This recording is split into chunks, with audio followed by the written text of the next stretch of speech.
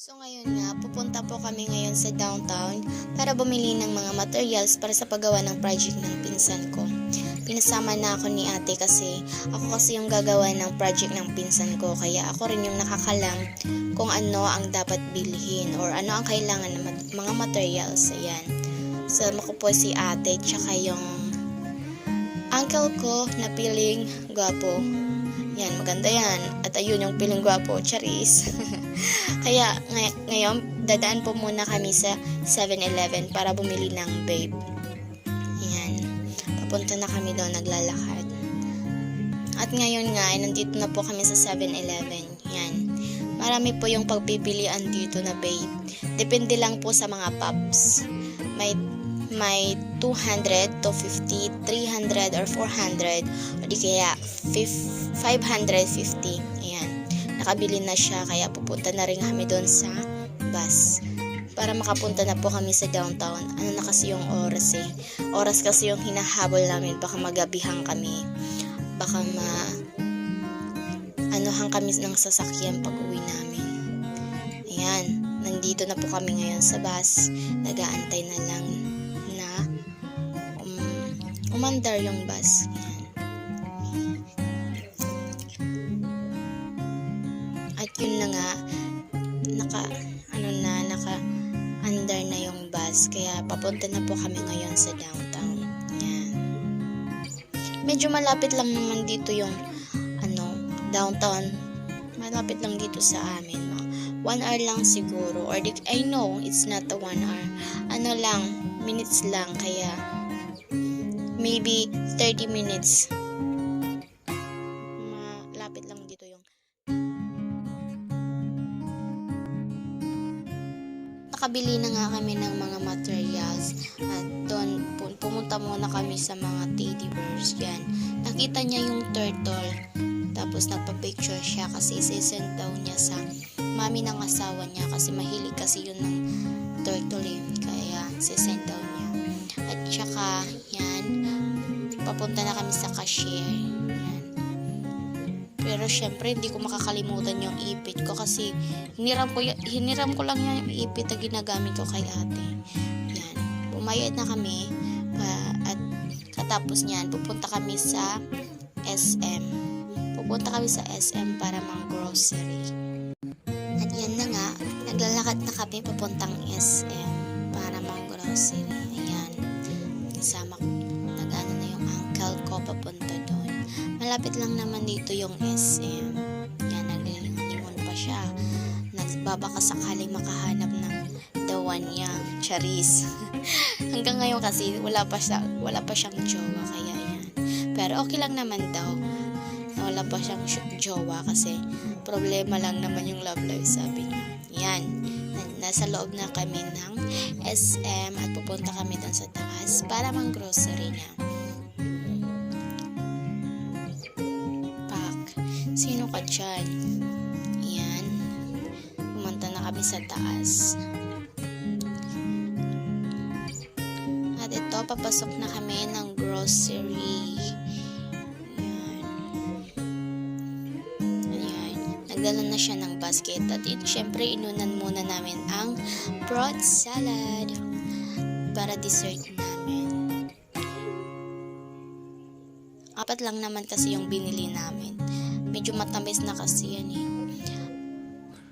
Favorite namin yan, pero konti lang yung kinakain namin. Mas lalo na ako kasi bawal kasi ako sa matatamis eh. Yan. Yan. At bumili na kami ng hotdog para sa stock namin sa bahay. Pumipili na sila kung anong dapat ko na. Hotdog tsaka ham.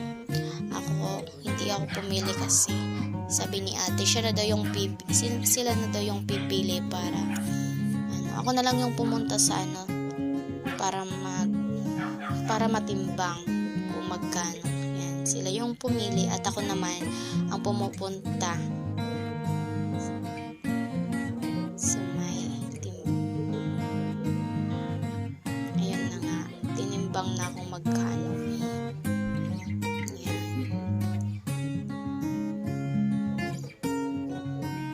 half-half lang naman yung binili namin.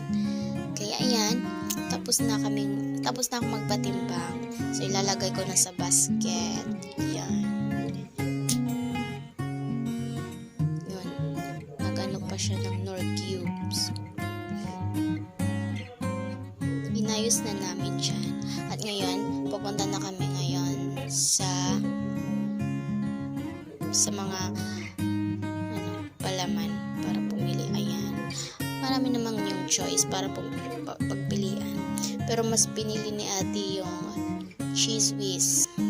Try namin kung masarap ba o hindi. At ngayon, nandito na kami sa may mga kape. Pumipili na sila.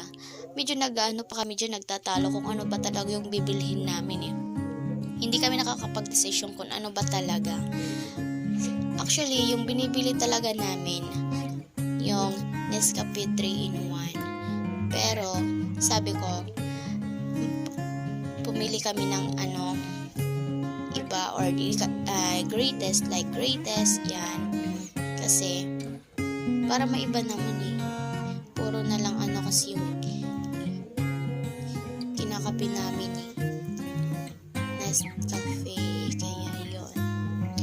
Bibili na kami ng hapon pa yung Milo niya. Hindi yan mawawala sa bahay. You know what? Mas marami yung Milo namin kaysa sa kape. Kasi mahilig talaga si ate sa Milo. Maybe 3 times a day siya 3 times a day talaga siya nagmamilo. Kaya yan. Milo yung gusto niya. Ayaw daw niya ng kape kasi ewan ko sa kanya bakit Milo yung gusto niya. Yon, para sa mid snack namin. Yan, sabi ko sa kanya yung malaki na, wag na yung maliit para magkasya naman doon. Actually, 6 lang kami sa bahay, kaya okay na naman yan sa amin. Yan. Tsaka bumili na kami ng Zesto or di kaya Minute Maid para sa mga pinsan namin. Yan, baon nila sa school. Yan. Kumuha na kami ng para tulak na lang, di na namin buhatin. Kaya yan, para di na kami mahirapan.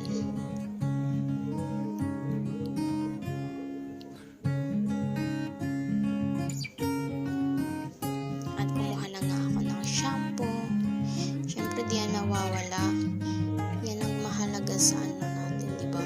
Ng shampoo. Hindi na kami bumili ng Keratin or di kaya conditioner kasi meron naman sa bahay, meron pa naman doon. Yan. At kumuha na kami ng sabon para sa paglalaba ko or paglalaban namin ng uncle ko.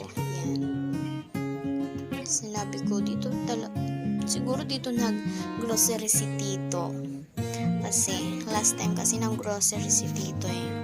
Tsaka nakita ko yung mga sabon kagaya ng grocery niya. Sabi ko dito ba talaga nag-grocery si Tito eh. Sabi ni ate oo daw.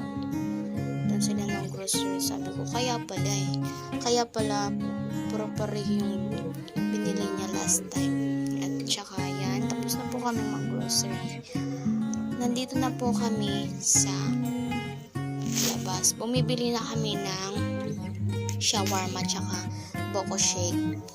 Yan, snack daw namin para habang pauwi or habang biyahe, may kinakain kami. Yan na, nagtitimpla na sila ate ng boko shake. Tatlo yan. Kasi tatlo naman talaga kami. Diba?